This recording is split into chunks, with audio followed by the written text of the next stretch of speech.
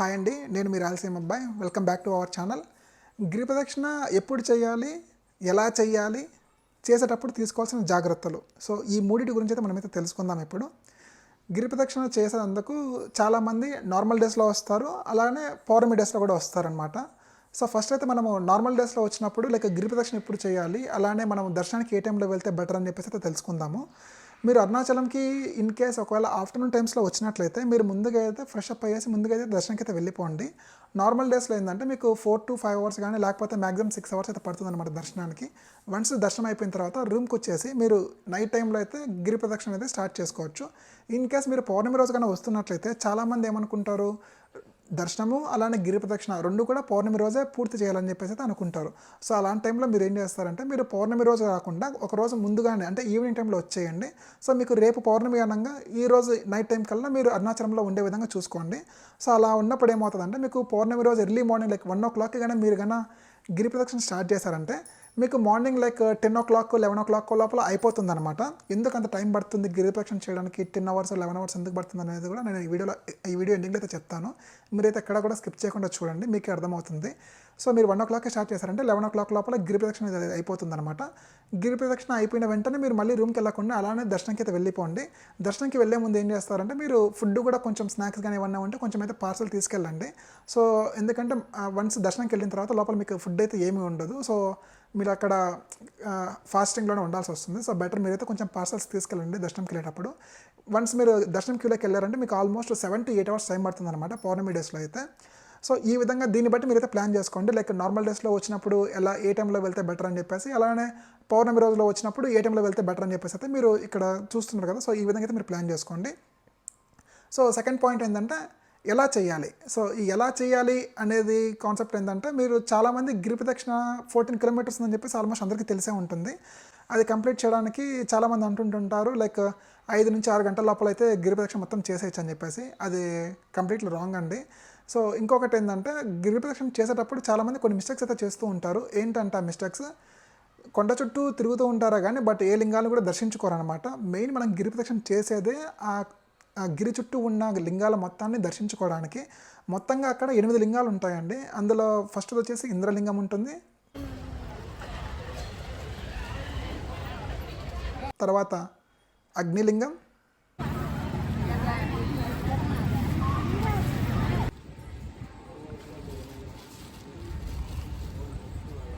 తర్వాత యమలింగం,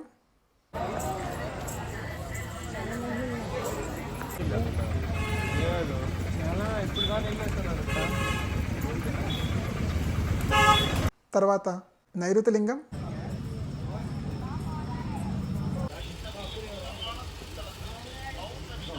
తర్వాత వరుణలింగం,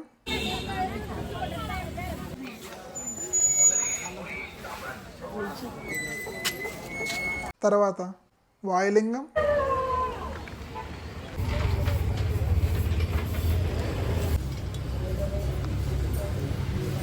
తర్వాత కుబేరలింగం,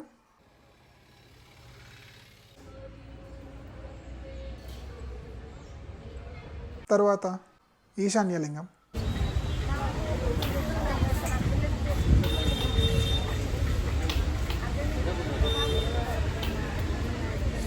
సో ఇలా ఈ 8 లింగాలు ఉంటాయండి. అలానే ఈ 8 లింగాలతో పాటు కూడా మనకి ఇంకా చాలా గుళ్ళు అనేటివి మనం గిరి ప్రదక్షిణ దారిలో మనకైతే కనిపిస్తూనే ఉంటాయి. ఈ 8 లింగాలతో పాటు ఇంకా 2 లింగాలు కూడా ఎక్స్ట్రా ఉంటాయి. అవే సూర్యలింగం,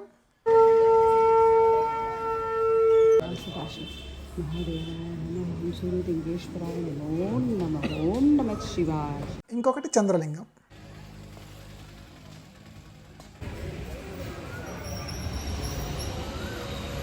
సో ఈ 2 కూడా అక్కడ ఉంటాయన్నమాట. కాకపోతే అక్కడ మ్యాప్లో అయితే ఏం చూపించరు.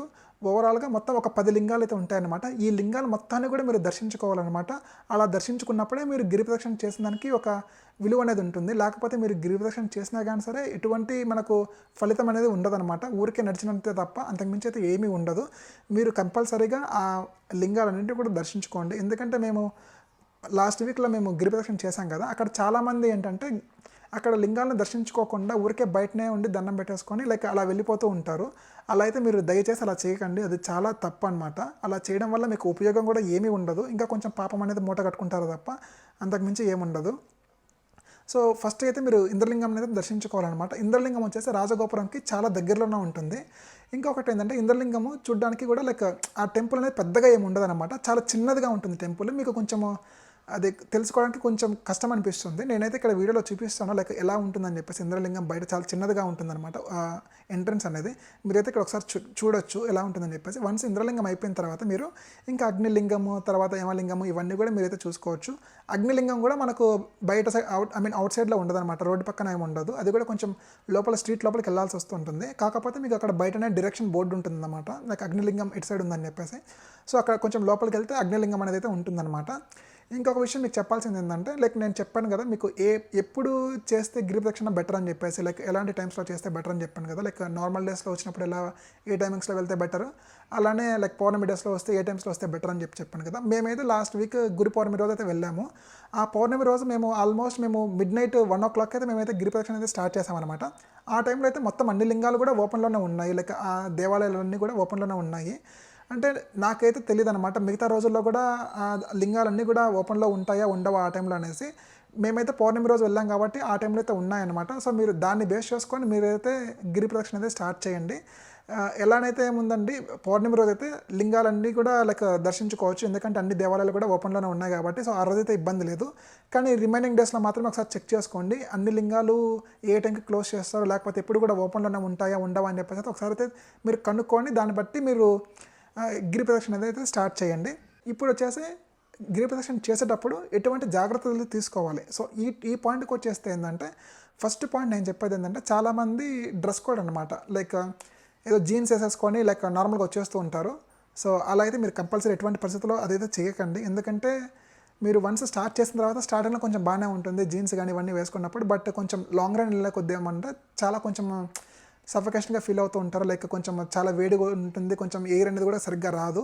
మీరు బెటర్ నన్ను అడిగితే కొంచెం నైట్ ప్యాంట్స్ కానీ కొంచెం కాటన్ క్లాత్స్లో ఉన్న డ్రెస్సెస్ మాత్రమే వేసుకోండి. అలానే లేడీస్ కూడా ఏంటంటే కొంచెం ఫ్రీగా ఉన్న డ్రెస్సెస్ అయితే వేసుకోండి. బెటర్ శారీస్ అయితే ఇగ్నోర్ చేయమని అయితే నేను చెప్తాను. కొంచెం మీరు ఇబ్బంది పడతారు కాబట్టి కొంచెం డ్రెస్సెస్ వేసుకోవడానికి కొంచెం ట్రై చేయండి.